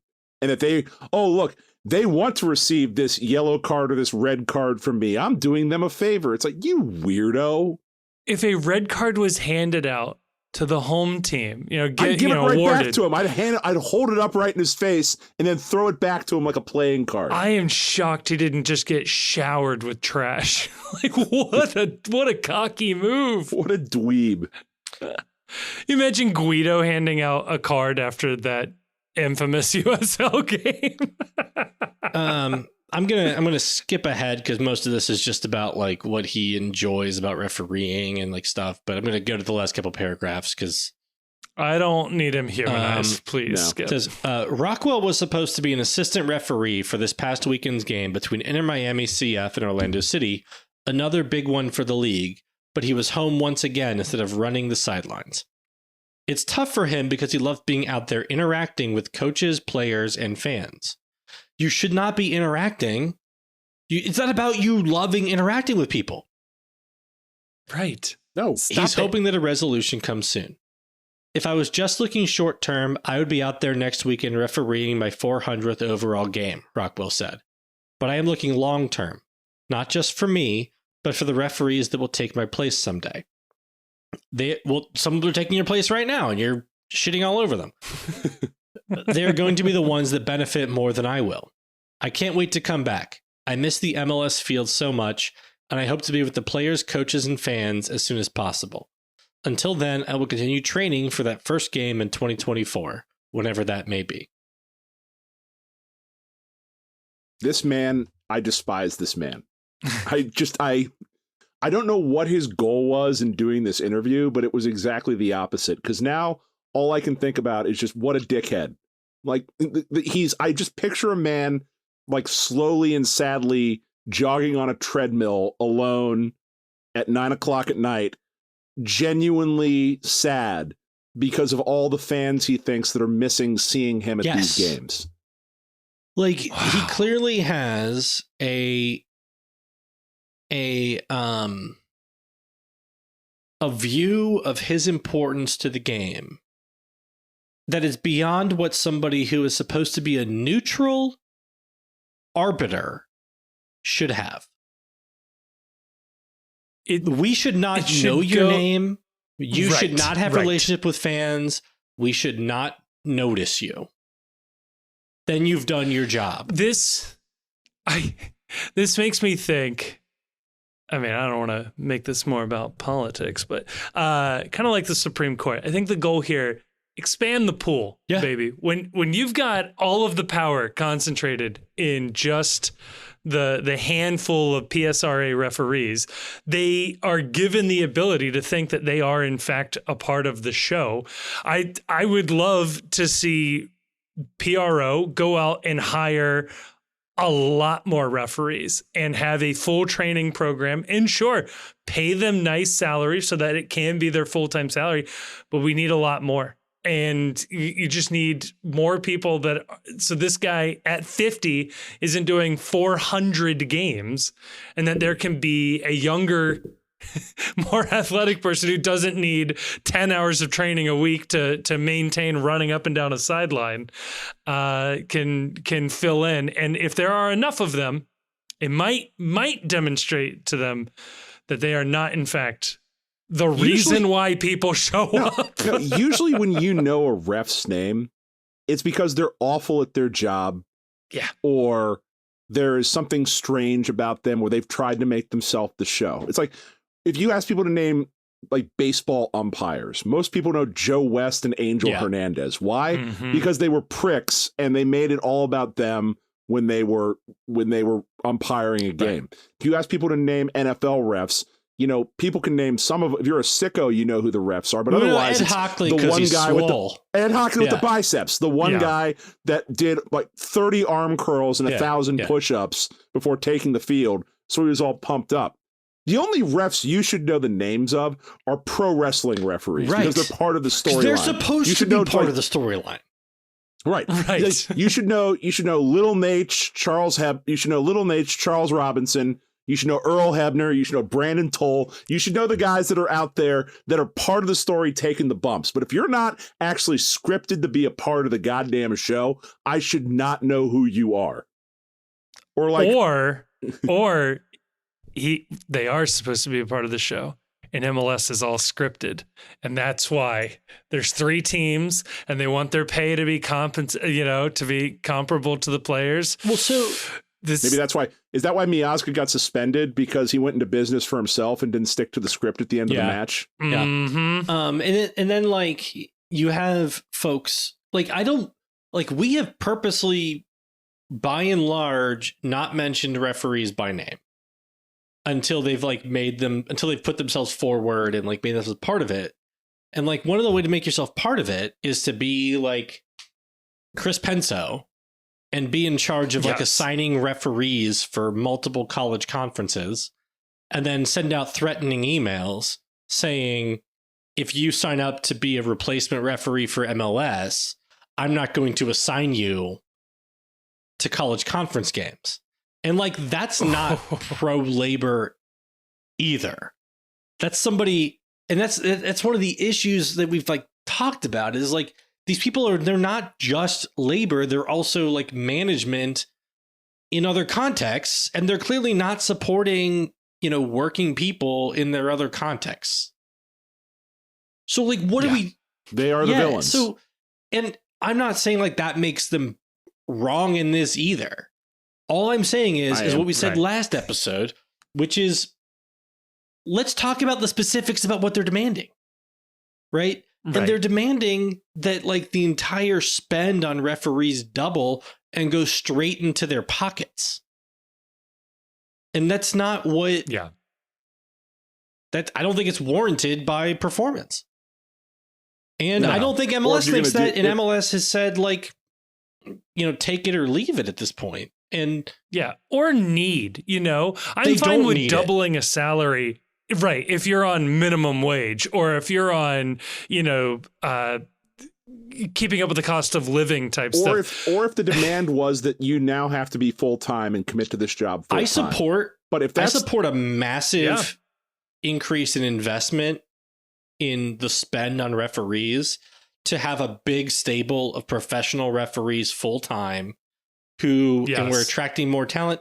But like, honestly, like the only reason I would support that is if I thought, and I do, it would attract people other than who are currently reffing MLS games to decide to become referees. Which is the problem with PSRA, is like, if they're too successful, they're going to bargain their membership out of a job. Right. I mean, they're bargaining their membership out of a job right now. So literally. Yeah. It's a shame there isn't like, I mean, that's why the MLSPA like is in favor of certain restrictions on spending, because there's a Yeah. there's a world where MLS becomes, you know, a top 5 spending league, but that also leads to most of the membership not being employed in MLS anymore.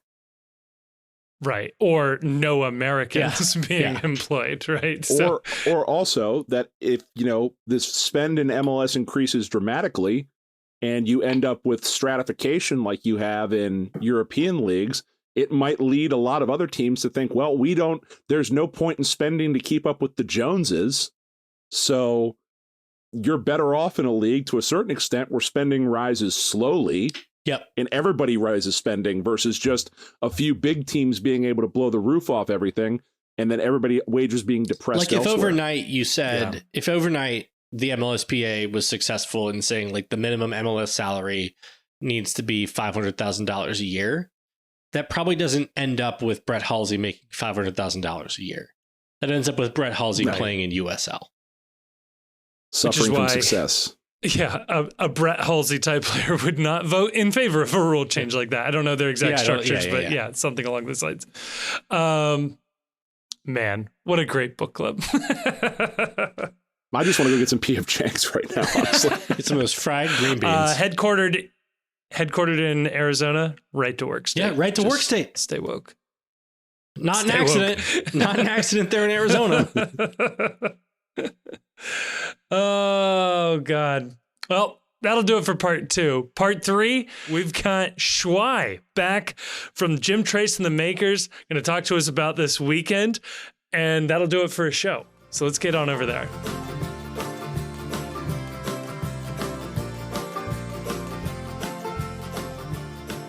All right, we are back with part 3 and joined by a very special guest. You have heard this guest in some way, shape, or form on the podcast.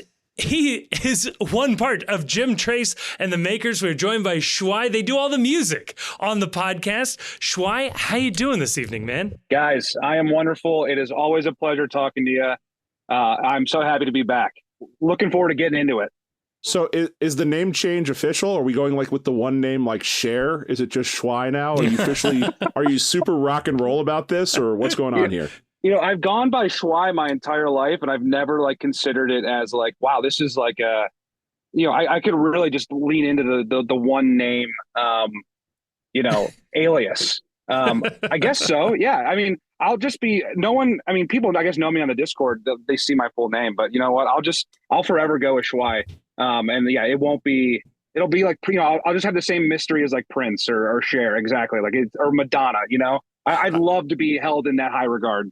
I will pay whatever it takes for you to get a driver's license just with that name, like McLovin from Superbad. Yeah, dude. Oh my God. Oh God. Well, we are so happy to have you here because you guys got a big show coming up this weekend at the time of recording. Rockin' Revival kicking off March 9th at the Southgate House Revival. Shwy, could you tell us a little bit about this event, the Rockin' Revival? I would absolutely love to. So for your fellow and loyal listeners, they'll remember that last year we came on and kind of promoted this as well. But, you know, I've heard through the grapevine that this show is just on an absolutely meteoric rise. So a lot of new listeners might not know about this show. So, yeah, the Rockin' Revival, this is the 8th year that they've been doing it. Basically, one of our band members, Adam Forsthoefel, he plays guitar. He started this 8 years ago after his father had passed away from a pretty rare brain cancer called glioblastoma. And in his honor, he wanted to get all the local bands that he knew, Cincinnati, together for one night, just play like a kind of like, you know, pseudo music festival at first. And it was just kind of like, I think it was probably like 8 or 9 bands to start. They do it at the Southgate House Revival and there's 3 different stages and just kind of a rotation throughout the entire day of local music. That has since grown, and the amount of bands that join the bill and join the lineup has just gone up so much, and it really is now just kind of a full day of awesome local music going for a great cause. We started playing with Adam in our band. So Adam, get a little bit more backstory. Adam plays for a band called The Grove. And about 4 years ago, we had been playing with them and opening shows for them, just getting on similar bills. And he really liked our stuff and just asked us one time if, hey, I'd love to play with you guys. And we're like, sweet. Like, we could absolutely use a better musician. We are not very good. And so he joined us, and we've been playing ever since. So it's awesome because now we kind of get a front row seat to the planning. We help them out with all the promotion and stuff. And it's just an awesome event, man. We love playing it every single year. And it seems like it gets bigger and better every single year. Oh, that is awesome. I've said this before on the podcast. I said it last year when you were on. It is far and away the day I look forward to most in the springtime. This is my Bachfest because it's just, this is something we didn't have when I was younger. We didn't have all of these bands, local original musicians in Cincinnati. The closest thing we had was Midpoint Music Festival. And that, at varying degrees of success over the years in terms of how that was handled. But the idea of being able to go to one place, see a bunch of different local acts, all doing their own original stuff. You can sample a bunch of different music, which, these days is even harder to find good music. We're overwhelmed with choice to a certain extent. It's really, really cool. It's really, really cool what you guys do with this. It's a lot of fun. And I just wanted to ask your thoughts on this. I believe this is the first time in the past 3 years that it hasn't fallen on an FC Cincinnati game day. You're goddamn right. And you know what? I would say 90% to 95% of our fans are crossover FCC fans. So no one comes to the show that I personally know because there's been a home game every single year. So yeah, when I saw that the home game did not fall on this, I was like, oh my God, this is great. I'll finally be able to see people I know in the crowd. Oh man. But, one of the great things about this, like Chief said, is that really it's kind of a rarity to get this sort of event with specifically local music. And ever since kind of post-COVID, I feel like, I know just from us, from playing shows, it really, the local music scene, I wouldn't say it's dead, but it's just not as, it feels a little bit lackluster.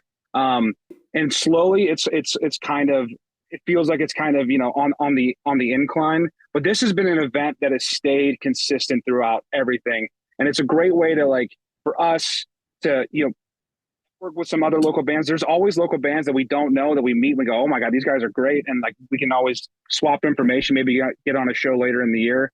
It's just I don't know if a lot of cities have something that is kind of dedicated to local music as this event. And it's so fortunate that we have something like this in our city. And I can't thank Adam enough and give him all the props for putting this together. Yeah, I'm looking at the rundown here. There are a lot of bands on this one. So how does this work? You buy one ticket and you get to wander around the place, moving from stage to stage like that, or?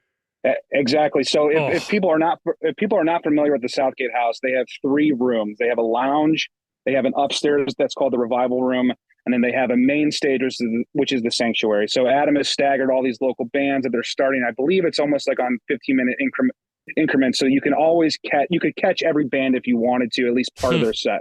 But you're right. So Kevin, you just pay for one ticket and you get access to the entire day. You can just hop up and down the stairs to the different stages. There'll be food trucks. There'll be plenty of beer. There'll be plenty of drinks. It's just a really, really cool event. And I'm consistently blown away by how much better other local bands are than my band. And it's just, every year I'm just consistent, like, wow, okay, there's a lot of talent that is not in my band that is here.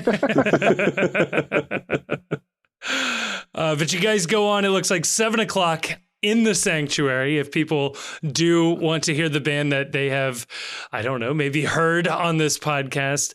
It would require impeccable timing to have never heard a single second of their band on this podcast. Yes. Or a deep commitment to never hearing Kevin talk about Cincy shirts, the Empanadas Box, or Street Side Brewery. And if you skip the ads, I want to tell you, I don't care that you're one of the 12 or one of the 14. Just go and use the promo code to make up for it.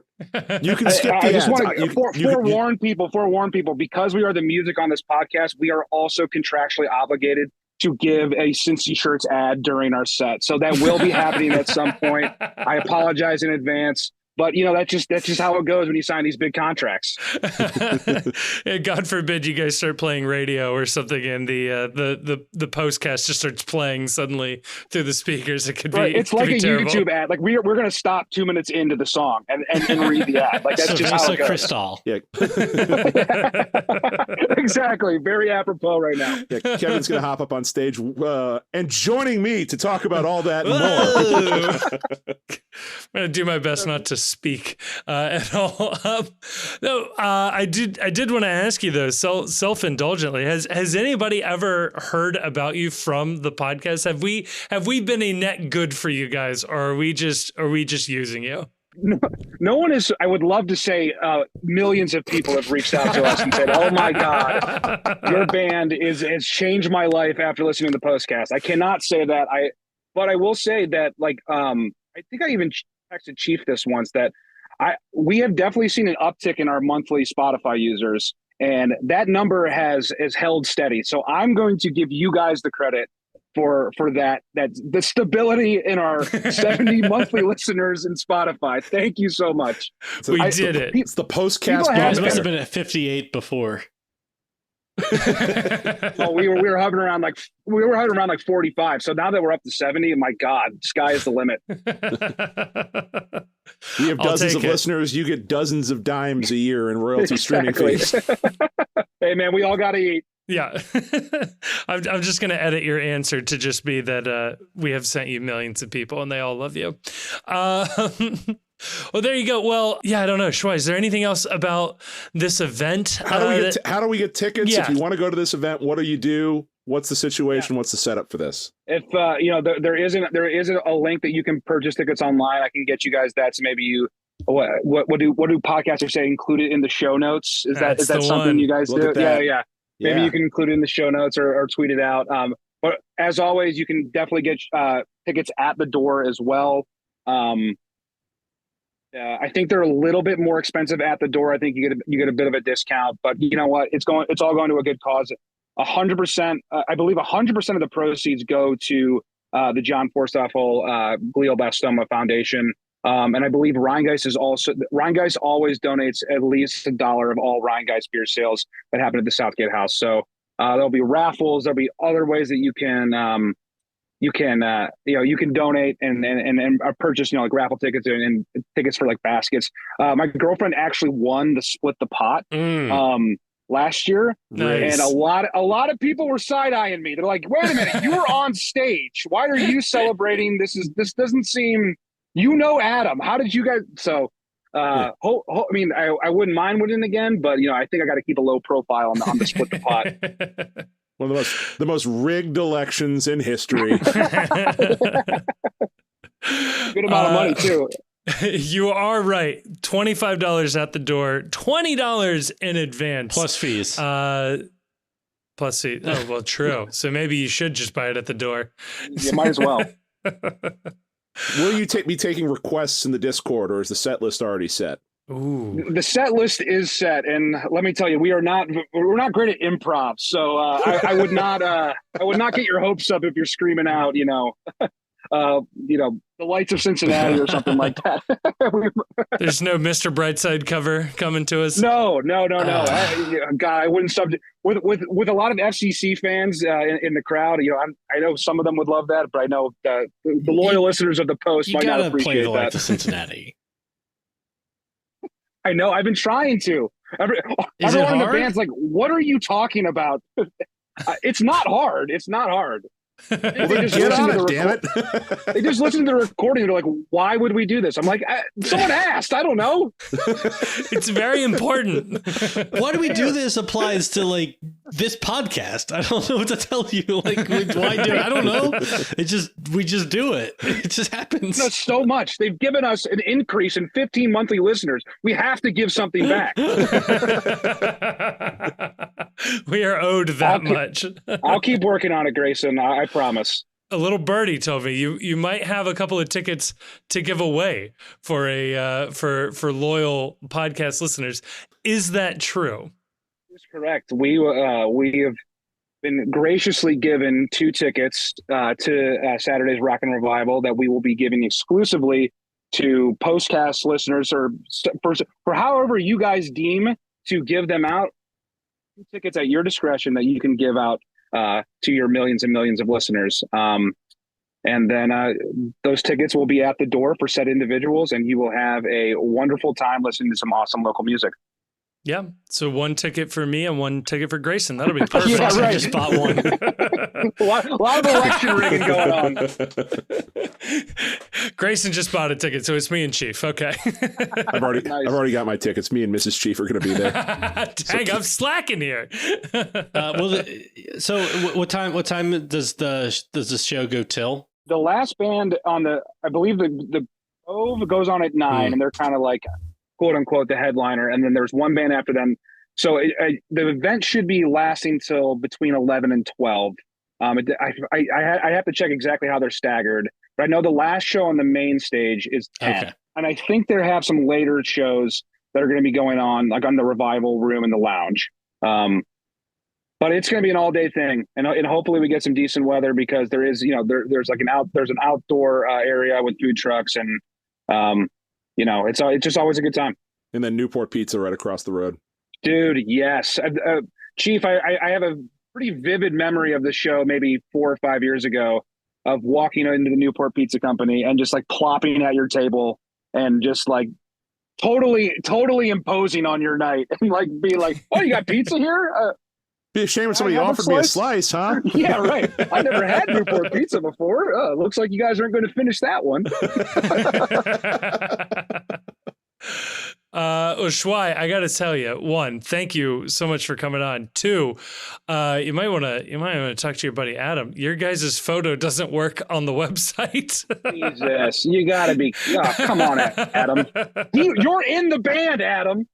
I'll tell you, the Groves photo looks great. Lots of little links underneath it. Looks like a charm, I'm sure. There's a full bio. And then for you guys, I've got a dead image. This is incredible. You know what? It wouldn't be a local music festival without some of these hiccups, right? I mean, come on. That adds to kind of the lore. As far as I'm concerned, if I was looking at this and I didn't know you guys, I'd be like, damn, these guys must be crazy. They're mysterious as hell. That's exactly. True. We're going for that. Yes. It's second billing for you guys, so that looks good. Shwy, thank you so much for coming on. Thank you again for just letting us use, and dare I say, abuse your music for the podcast. It's been great to have you guys. I will say, every time we posted a video with the music, we get a copyright strike from YouTube, or not a strike, but we get demonetized. So we will never be able to earn money on our podcast. No, but just should we ever get monetized, we will not profit off of any of the podcast links. Is that a joke? No, that's a real thing. I might need you to write me a letter so I can mail it to Mr. Google and see if they'll let us use it. We'll get our lawyers on it, because that's ridiculous. A total of probably 10,000 cumulative streams over 10 years. You should not be getting demonetized for that. I did have to double check to see if you guys signed with a local record label or something, that maybe your music was caught up in some larger algorithm. Kids, we're not signing contracts. We can barely make a show a quarter. Oh God. Well, hey, when you do sign that record deal, when it all blows up, we'll let you hear from our lawyers. So it'll be good.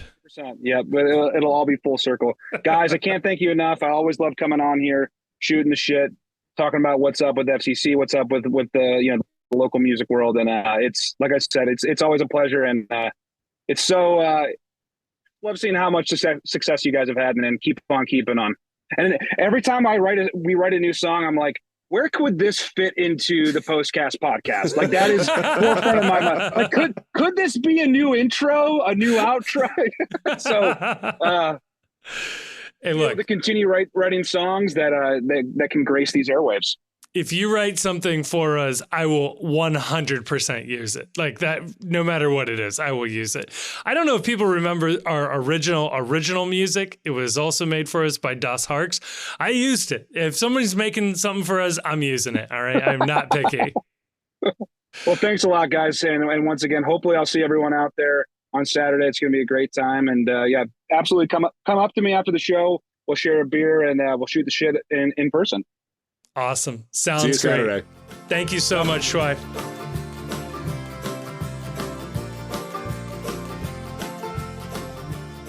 So, if you are wanting to win those tickets that Shwy gave us to hand out, here's how you're going to enter. Simply be a patron on Patreon. That is where we are going to get our list of people to randomly select one lucky winner to win 2 tickets. We will use the roster of patrons as it exists at the end of the day on Thursday. So we will get you your name. You will know if you've won early on Friday. That gives you a chance. If you are not a subscriber, if you are not a supporter on Patreon, please support us. And if you do, by the end of the day on Thursday, you will have the opportunity to win these tickets. That's how we are going to go ahead and give these away. So again, huge thank you to Jim Trace and the Makers. Awesome event, Rockin' Revival at the Southgate House Revival. This is going to be a good time. So hopefully you win. And otherwise, I hope to see everybody there. Awesome. Thank you so much again to Shwy for joining us. And Chief, get us out of here, buddy. Go fuck yourself, San Diego.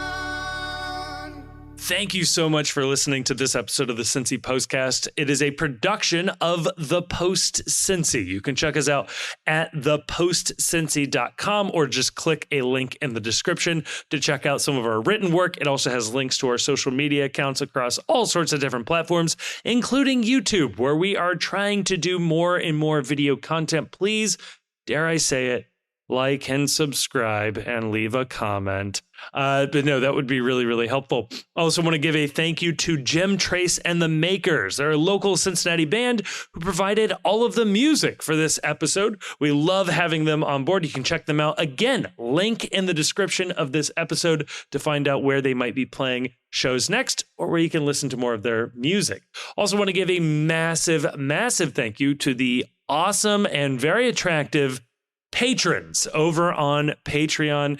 It is a voluntary subscription that people take out with no real promise of anything extra that keep this show afloat. And we are so, so thankful to those of you that have decided to take that commitment. If you do like the show, or at least just want to engage with other people who have listened to the show and want to talk about FC Cincinnati, MLS, soccer, or really anything else, you can go on over to Discord. Again, link in the description. Lots of links in the description where you can find a link to the Discord. That's where we are keeping the conversation going 24/7. It feels like it's a really fun group of people in there just talking about FC Cincinnati. And like I said, just about everything else.